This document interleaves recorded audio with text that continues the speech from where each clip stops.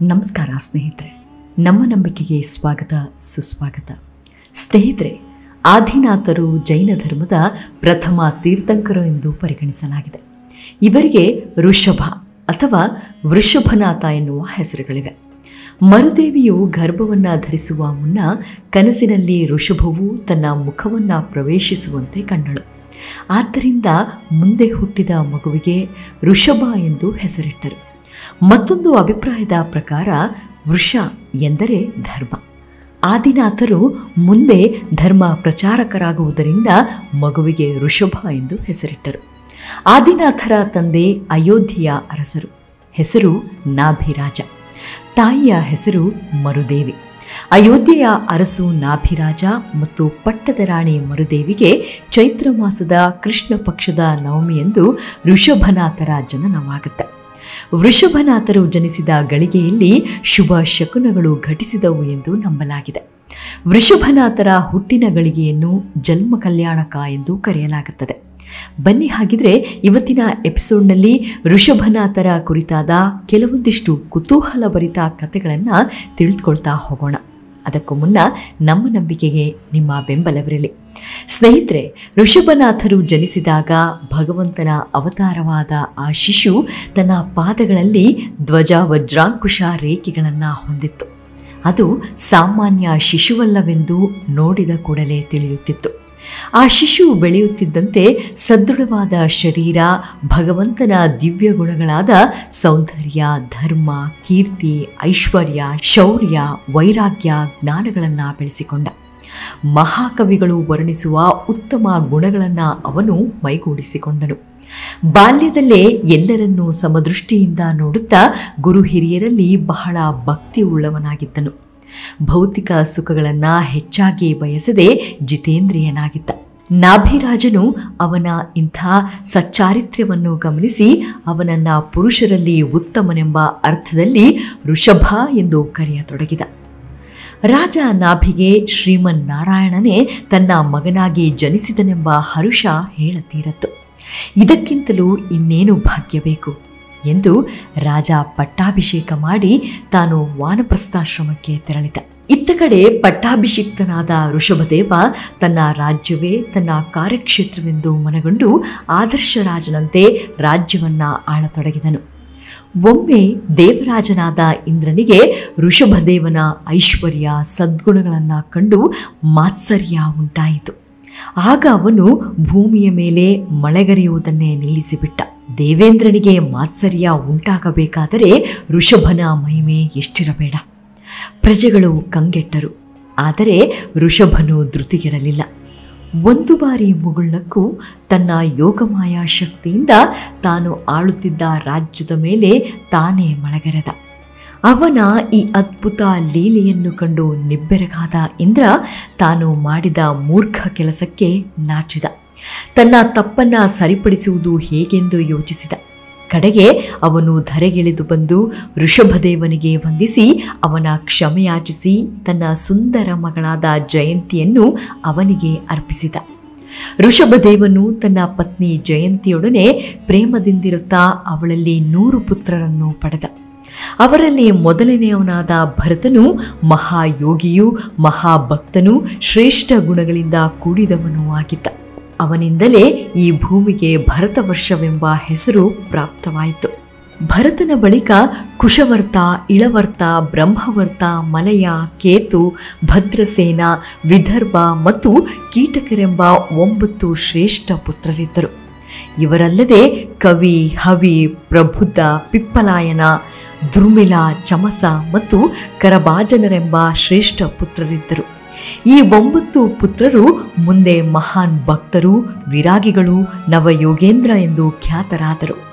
ಇವರು ಮಹಾಭಕ್ತರಾಗಿದ್ದು ಭಗವದ್ ಧರ್ಮವನ್ನು ಪಾಲಿಸುತ್ತಾ ದಾರ್ಶನಿಕರಾಗಿ ಅದನ್ನು ಪ್ರಚಾರ ಮಾಡಿದರು.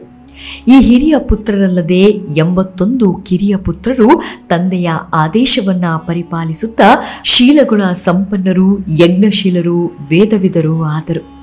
ಅವರು ಹುಟ್ಟಿನಿಂದ ಕ್ಷತ್ರಿಯರಾದರೂ ತಮ್ಮ ಗುಣಕರ್ಮಗಳಿಂದ ಪರಿಶುದ್ಧರಾಗಿ ಬ್ರಾಹ್ಮಣರಾದರು. ಋಷಭದೇವನು ಸಾಕ್ಷಾತ್ ಭಗವಂತನೇ ಆದುದರಿಂದ ಅವನು ಸರ್ವತಂತ್ರ ಸ್ವತಂತ್ರನಾಗಿದ್ದನು. ಸಂಸಾರದ ದುಃಖ ಪರಂಪರೆಯಿಂದ ದೂರಾಗಿ ಆನಂದ ಅನುಭವದ ಸ್ಥಿತಿಯಲ್ಲೇ ಇದ್ದನು. ವಿಷಯ ಸುಖಗಳಲ್ಲಿ ಅನಾಸಕ್ತನಾಗಿದ್ದ. ಅವನು ಏನೊಂದನ್ನು ಪಾಲಿಸಬೇಕಿರಲಿಲ್ಲ. ಆದರೂ ಎಲ್ಲ ಜೀವಗಳ ಮಿತ್ರನೂ ಕರುಣಾ ಸಂಪನ್ನನೂ ಆಗಿದ್ದ ಅವನು. ಜನರ ಒಳಿತಿಗಾಗಿ ಅವರಿಗೆ ಶಿಕ್ಷಣ ನೀಡುವ ಸಲುವಾಗಿ ತಾನೊಬ್ಬ ಸಾಮಾನ್ಯನಂತೆ ನಟಿಸುತ್ತಾ ವರ್ಣಾಶ್ರಮ ಧರ್ಮಗಳನ್ನು ನಿಯಮಿತವಾಗಿ ಪಾಲಿಸಿದನು. ಜೀವನದ ಪುರುಷಾರ್ಥಗಳಾದ ಧರ್ಮ, ಅರ್ಥ, ಕಾಮ, ಮೋಕ್ಷಗಳನ್ನು ಯಥಾವತ್ತಾಗಿ ಹೇಗೆ ಸಿದ್ಧಿಸಿಕೊಳ್ಳಬೇಕೆಂದು ತೋರಿಸಿದನು. ಶ್ರೇಷ್ಠ ವ್ಯಕ್ತಿಗಳು ಏನನ್ನು ಆಚರಿಸುವರೋ ಸಾಮಾನ್ಯರು ಅದನ್ನೇ ಅನುಸರಿಸುತ್ತಾರೆ ಅಲ್ಲವೇ? ಭಗವಾನ್ ಋಷಭನು ಸಕಲ ಧರ್ಮಗಳನ್ನು ಬಲ್ಲವನಾಗಿದ್ದನು. ವೇದಶಾಸ್ತ್ರ ಪಾರಂಗತನಾಗಿದ್ದನು. ಭಗವಂತನಿಗೆ ತಿಳಿಯದು ಏನಿರುತ್ತದೆ. ಆದರೂ ತಾನೊಬ್ಬ ಕ್ಷತ್ರಿಯನಾದುದರಿಂದ ಜನತೆಯ ಅನುಶಾಸನಕ್ಕಾಗಿ ಸಾಮ, ದಾನ, ಭೇದ, ದಂಡಗಳೆಂಬ ಚತುರ್ವಿಧ ಉಪಾಯಗಳ, ರಾಜನೀತಿ, ಧರ್ಮ ಮೊದಲಾದ ವಿಷಯಗಳ ಕುರಿತು ಹಿರಿಯರ, ಬ್ರಾಹ್ಮಣರ ಸಲಹೆ ಪಡೆಯುತ್ತಿದ್ದನು. ಋಷಭನು ವೇದವಿಧಗಳಿಗನುಸಾರವಾಗಿ ಎಲ್ಲ ವಿಧದ ಯಜ್ಞಗಳನ್ನು 100 ಬಾರಿ ಆಚರಿಸಿದನು. ಆ ಯಜ್ಞಗಳಿಗೆ ದೇಶ, ಕಾಲ, ದ್ರವ್ಯಗಳು ಸಮರ್ಪಕವಾಗಿದ್ದು ಶ್ರೇಷ್ಠ ಋತ್ವಿಜರಿಂದ ಆಚರಿಸಲ್ಪಟ್ಟಿದ್ದರಿಂದ ಭಗವಾನ್ ವಿಷ್ಣುವು ಇತರ ಎಲ್ಲ ದೇವತೆಗಳು ತೃಪ್ತರಾದರು. ಋಷಭದೇವನ ರಾಜ್ಯ ಸದಾ ಸುಭಿಕ್ಷವಾಗಿತ್ತು. ಅವನ ಆಳ್ವಿಕೆ ಅದ್ಭುತವಾಗಿತ್ತು. ಪ್ರಜೆಗಳಿಗೆ ಯಾವುದಕ್ಕೂ ಕುಂದುಕೊರತೆ ಇರಲಿಲ್ಲ. ಸದಾ ಸಂತೃಪ್ತರಾಗಿರುತ್ತಿದ್ದು ಜನರು ಏನೊಂದನ್ನು ಬಯಸುತ್ತಿರಲಿಲ್ಲ. ಒಮ್ಮೆ ಭಗವಾನ್ ಋಷಭನು ಲೋಕ ಸಂಚಾರ ಮಾಡುತ್ತಾ ಬ್ರಹ್ಮವರ್ತವೆಂಬ ಪ್ರದೇಶಕ್ಕೆ ಆಗಮಿಸಿದನು. ಅಲ್ಲಿ ಬ್ರಹ್ಮರ್ಷಿಗಳ ಒಂದು ದೊಡ್ಡ ಸಭೆ ನಡೆಯುತ್ತಿತ್ತು.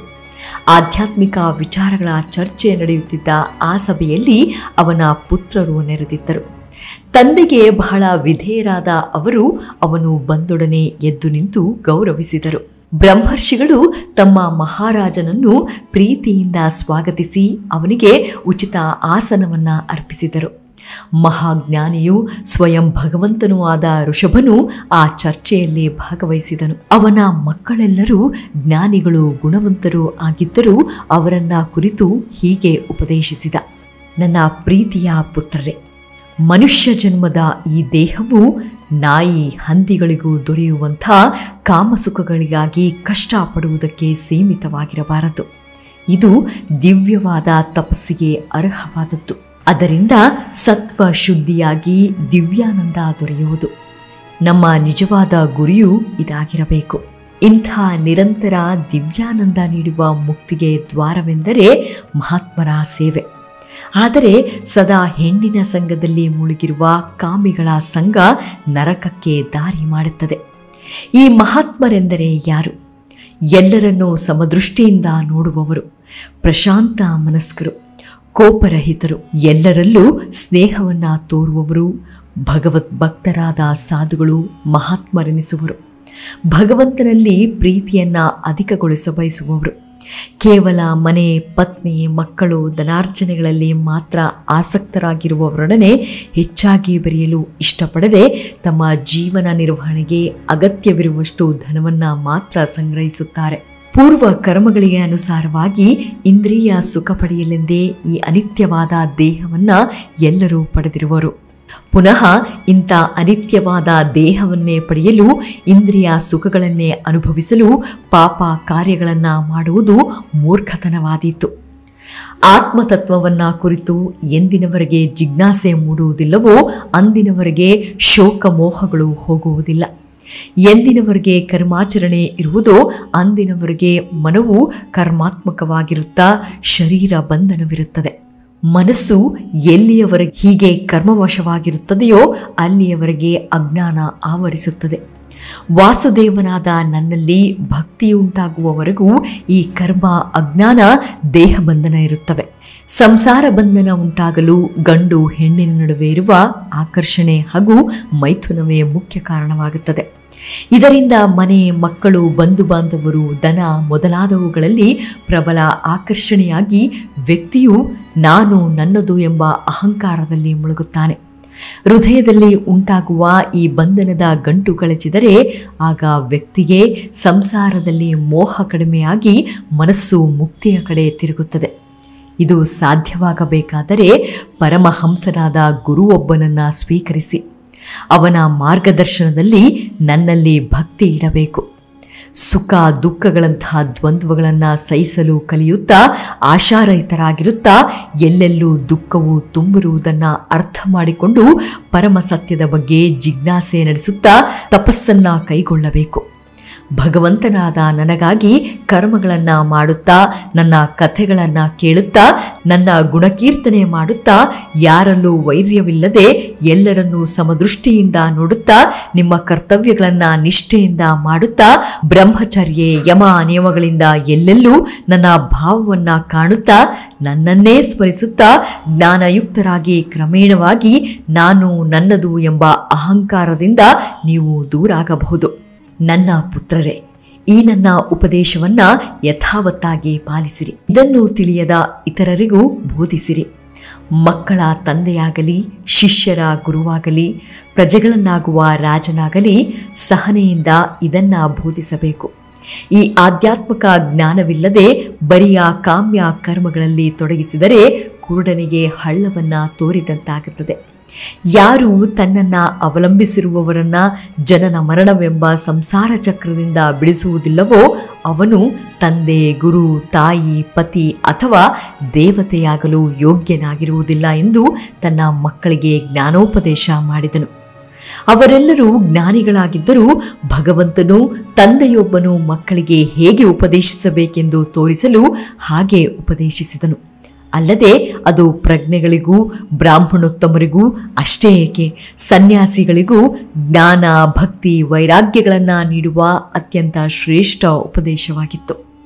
ಭಗವಾನ್ ಋಷಭರು ಒಂದು ಶುಭ ದಿನದಂದು ಮಹಾಭಾಗವತನೂ ಪರಮಜ್ಞಾನಿಯೂ ಭಕ್ತರನ್ನ ಗೌರವಿಸುವನೂ ಆದ ಅವನ ಹಿರಿಯ ಮಗ ಭರತನಿಗೆ ಪಟ್ಟ ಕಟ್ಟಿದ. ಅನಂತರ ಋಷಭದೇವ ರಾಜ್ಯ ಹಾಗೂ ಭೌತಿಕ ವಿಷಯಗಳಲ್ಲಿ ಸಂಪೂರ್ಣ ವಿರಕ್ತನಾದ. ಕಾಲಕ್ರಮೇಣದಲ್ಲಿ ಅವನಿಗೆ ತನ್ನ ವಸ್ತ್ರಾಲಂಕಾರಗಳ ವಿಚಾರದಲ್ಲೂ ಗಮನವಿಲ್ಲದಂತಾಗಿ ಕೂದಲನ್ನು ಕೆದರಿಕೊಂಡು ದಿಗಂಬರನಾಗಿ ಹುಚ್ಚನಂತಿರತೊಡಗಿದ. ಹೀಗಿರುತ್ತಾ ಒಂದು ದಿನ ಅವನು ವೈದಿಕ ಅಗ್ನಿಯನ್ನು ತನ್ನಲ್ಲಿ ಆರೋಪಿಸಿಕೊಂಡು ಬ್ರಹ್ಮವರ್ತವನ್ನೇ ಬಿಟ್ಟು ಹೊರಟ. ಭಗವಾನ್ ಋಷಭನು ಈಗ ಭೌತಿಕ ವಿಚಾರಗಳಿಂದ ಸಂಪೂರ್ಣ ದೂರಾದ ಅವಧೂತ ಧರ್ಮವನ್ನು ಪಾಲಿಸತೊಡಗಿದ. ಕೆದರಿದ ಕೂದಲು, ಮುಖದ ತುಂಬ ಗಡ್ಡ, ಸ್ನಾನ ಅಲಂಕಾರಗಳಿಲ್ಲದೆ ಮಲಿನವಾದ ದಿಗಂಬರ ದೇಹ, ಸದಾ ಆಧ್ಯಾತ್ಮ ಚಿಂತನೆಯಲ್ಲೇ ಮುಳುಗಿದ್ದ ಮನಸ್ಸಿನಿಂದ ಮೌನ ಮುಖಮುದ್ರೆ. ಇಂಥ ಲಕ್ಷಣಗಳಿಂದ ಕೂಡಿದ್ದು ಮೂಗನಂತೆಯೂ ಕಿವುಡನಂತೆಯೂ ಕುರುಡನಂತೆಯೂ ಓಡಾಡುತ್ತಿದ್ದ ಅವನನ್ನು ಜಡ, ಅಂಧ, ಬದಿರ, ಮೂಗ, ಪಿಚಾಚಿ, ಹುಚ್ಚ ಎಂದೆಲ್ಲ ಜನರು ಟೀಕಿಸತೊಡಗಿದರು. ಆದರೆ ಅವರು ಸದಾ ಮೌನಿಯಾಗಿರುತ್ತಿದ್ದರು. ಒಬ್ಬ ಹುಚ್ಚನೆಂದು ತಿಳಿದು ಜನರು ಹೊಡೆಯುತ್ತಿದ್ದರು. ಅವರ ಮೈಮೇಲೆ ಉಗಿಯುವುದು, ಮೂತ್ರ, ಕಲ್ಲು, ಕಸಗಳನ್ನು ಎಸೆಯುವುದು, ಕೆಟ್ಟ ಮಾತುಗಳಿಂದ ಅವನನ್ನು ನಿಂದಿಸುವುದು, ಬೈಯುವುದು, ಹೀಗೆಲ್ಲ ಮಾಡುತ್ತಾ ಅವರಿಗೆ ಬಹುವಿಧವಾಗಿ ತೊಂದರೆ ಉಂಟು ಮಾಡಿದರು. ಹೀಗೆ ದುಷ್ಟ ಅಂಶಗಳಿಂದ ಸುತ್ತುವರೆದಿದ್ದರೂ ಋಷಭದೇವ ಇವ್ಯಾವುದನ್ನು ಗಣನೆಗೆ ತೆಗೆದುಕೊಳ್ಳಲಿಲ್ಲ. ಭೌತಿಕ ಪ್ರಪಂಚವು, ದೇಹವು ಆತ್ಮನಿಂದ ಬೇರೆ ಹಾಗೂ ಅಶಾಶ್ವತವಾದ ಅವು ಹೀಗೇ ಕೊನೆಗೊಳ್ಳುವುದೆಂದು ಚೆನ್ನಾಗಿ ಅರಿತಿದ್ದರು. ಅವರು ದೇಹ ಭಾವನೆಯಿಂದ ದೂರಾಗಿದ್ದರು. ತನ್ನ ಆಧ್ಯಾತ್ಮಿಕ ದಿವ್ಯ ನೆಲೆಯಲ್ಲೇ ಸ್ಥಿತನಾಗಿದ್ದರು. ಆದ್ದರಿಂದ ಅವರು ಯಾರಲ್ಲೂ ಕೋಪಗೊಳ್ಳದೆ ಏಕಾಂಗಿಯಾಗಿ ಪ್ರಪಂಚದಲ್ಲಿ ಸುತ್ತಾಡತೊಡಗಿದರು. ಭಗವಾನ್ ಋಷಭನ ತೋಳುಗಳು, ಕಾಲುಗಳು ನೀಳವಾಗಿ ಸುಕುಮಾರವಾಗಿದ್ದವು. ಅವರ ವೃಕ್ಷಸ್ಥಲ ವಿಶಾಲವಾಗಿತ್ತು. ಅಗಲವಾದ ಹಣೆ, ತಾವರೆ ಹೂವಿನ ದಳಗಳಂತಹ ಕಂಗಳು, ನೇರವಾದ ಮೂಗು, ಉದ್ದವಾದ ಕಿವಿಗಳು, ಸದಾ ಮುಗುಳ್ನಗೆಯಿಂದ ಕೂಡಿರುತ್ತಿದ್ದ ಕೆಂಪು ತುಟಿಗಳು, ತುಂಬಿದ ಕೆನ್ನೆಗಳು, ಕಂಬು ಕಂಟಕ, ಇವುಗಳಿಂದ ಮುಖ ಬಹಳ ಸುಂದರವಾಗಿ ಕಾಣುತ್ತಿತ್ತು. ಅವರು ಎಷ್ಟು ಸುಂದರವಾಗಿದ್ದರೆಂದರೆ ವಿವಾಹವಾದ ಸ್ತ್ರೀಯರು ಅವನನ್ನು ಕಂಡೊಡನೆ ಆಕರ್ಷಿತರಾಗುತ್ತಿದ್ದರು. ಆದರೆ ಕೆದರಿದ ಕೇಶರಾಶಿಯಿಂದಲೂ ಮಲಿನವಾದ ಶರೀರದಿಂದಲೂ ಅವರು ಪ್ರೇತದಿಂದ ಆವೇಶಿತನಾದಂತೆ ಕಾಣುತ್ತಿದ್ದರು. ಋಷಭದೇವನು ತಾನು ಪ್ರಪಂಚ ಪರ್ಯಟನೆ ಮಾಡುವುದರಿಂದ ಎಲ್ಲರಿಂದಲೂ ತೊಂದರೆಯಾಗುತ್ತಿದ್ದುದನ್ನು ಮನಗಂಡು ಯೋಗವನ್ನು ಸಾಧಿಸಲು ಒಂದೇ ಸ್ಥಳದಲ್ಲಿ ನೆಲೆಸಿದರು. ಆಗ ಅವರು ಅಜಗರ ವ್ರತವನ್ನು ಆಚರಿಸತೊಡಗಿದರು. ಅಜಗರ ಅಂದರೆ ಹೆಬ್ಬಾವಿನಂತೆ ಒಂದೆಡೆ ಸುಮ್ಮನೆ ಮಲಗಿಕೊಂಡಿದ್ದು ಅಲ್ಲೇ ಆಹಾರ ಮತ್ತು ಜಲಸೇವನೆ ಹಾಗೂ ಮಲಮೂತ್ರ ವಿಸರ್ಜನೆ ಮಾಡುತ್ತಿದ್ದರು. ಯಾಕೆಂದರೆ ಯಾರೂ ಅವರಿಗೆ ತೊಂದರೆ ಕೊಡದಿರಲೆಂದು ಅವರು ತನ್ನ ಮಲಮೂತ್ರಗಳಲ್ಲೇ ಹೊರಳಾಡುತ್ತಾ ತನ್ನ ಮೈಗೆಲ್ಲ ಮೆತ್ತಿಕೊಂಡರು. ಇದರಿಂದ ಜನರು ಅವನಿಗೆ ತೊಂದರೆಯುಂಟು ಮಾಡಲಿಲ್ಲ. ಆದರೆ ವಿಶೇಷ ಅಂದರೆ ಅವನ ಮಲಮೂತ್ರಗಳಿಂದ ದುರ್ವಾಸನೆಯನ್ನು ಹೊರಡಲಿಲ್ಲ. ಬದಲಿಗೆ ಅವು ಸುಗಂಧವನ್ನು ಬೀರತೊಡಗಿದವು. ಆ ಸುಗಂಧ 10 ಯೋಜನೆಗಳವರೆಗೂ ಹರಡುತ್ತಿತ್ತು. ಋಷಭದೇವರು ಇದೇ ರೀತಿಯಲ್ಲಿ ಹಸುಗಳ, ಜಿಂಕೆಗಳ, ಕಾಗೆಗಳ ವರ್ತನೆಯನ್ನು ಅನುಸರಿಸಿದರು.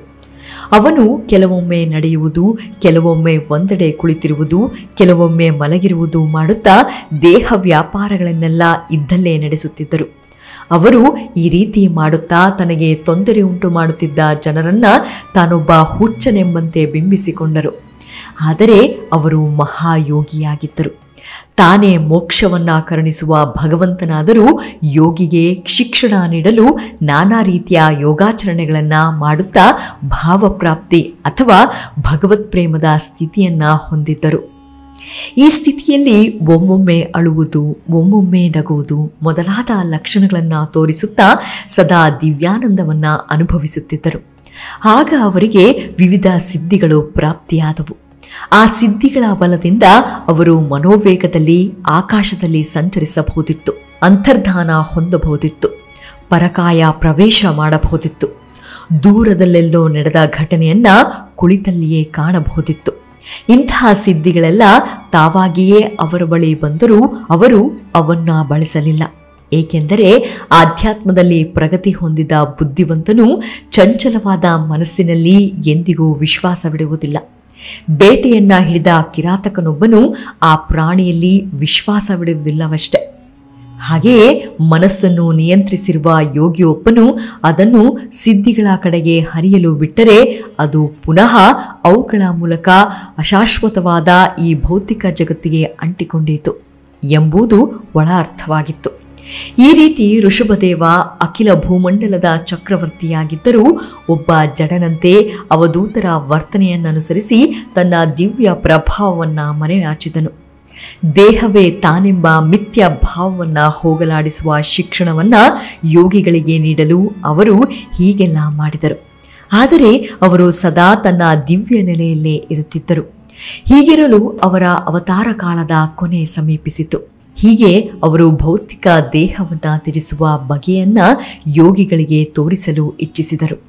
ತನ್ನನ್ನು ಭಗವಂತನಾದ ವಾಸುದೇವನಲ್ಲಿ ಸಂಪೂರ್ಣ ನಿಯೋಜಿಸಿ ಮಾಯಾರಹಿತನಾಗಿ ಸ್ಥೂಲ ಹಾಗೂ ಸೂಕ್ಷ್ಮ ದೇಹಗಳ ಭಾವವನ್ನು ಹೋಗಲಾಡಿಸಿದನು. ಹೀಗೆ ದೇಹ ಬಂಧನದಿಂದ ಮುಕ್ತನಾಗಿದ್ದರೂ ಅವನ ದೇಹವು ನಿಜವಾಗಿ ಭೌತಿಕವಲ್ಲದಿದ್ದರೂ ಯೋಗ ಮಾಯೆಯಿಂದ ಅದನ್ನು ಭೌತಿಕವೆಂಬಂತೆ ಪರಿಗಣಿಸುತ್ತಾ ಸಂಚರಿಸುತ್ತಿದ್ದನು. ಹೀಗೆ ಅವನು ಸಂಚರಿಸುತ್ತಾ ದಕ್ಷಿಣ ದೇಶಕ್ಕೆ ಆಗಮಿಸಿ ಕೊಂಕ, ವೆಂಕ, ಕುಟಕ, ಕರ್ನಾಟಕ ರಾಜ್ಯಗಳಲ್ಲಿ ಸಂಚರಿಸಿದನು. ಅವನು ಆಗ ಬಾಯಲ್ಲಿ ಕಲ್ಲುಗಳನ್ನು ತುಂಬಿಕೊಂಡು ನಗ್ನನಾಗಿರುತ್ತಾ ಕೂದಲನ್ನು ಕೆದರಿಕೊಂಡು ಹುಚ್ಚನಂತೆ ಕುಟಕಚಲದ ಅರಣ್ಯವೊಂದನ್ನು ಪ್ರವೇಶಿಸಿದನು. ಅಲ್ಲಿ ಇದ್ದಕ್ಕಿದ್ದಂತೆ ಬಿದಿರ ಮಳೆಗಳ ಘರ್ಷಣೆಯಿಂದ ಭಯಂಕರವಾದ ಕಾಡ್ಗಿಚ್ಚು ಹೊರಟು ಆ ಇಡೀ ಅರಣ್ಯವನ್ನ ಋಷಭದೇವನ ದೇಹವನ್ನ ಆಹುತಿ ತೆಗೆದುಕೊಂಡಿತ್ತು. ಅಲ್ಲಿಗೆ ಅವನ ಅವತಾರ ಸಮಾಪ್ತಿಯಾಯಿತು.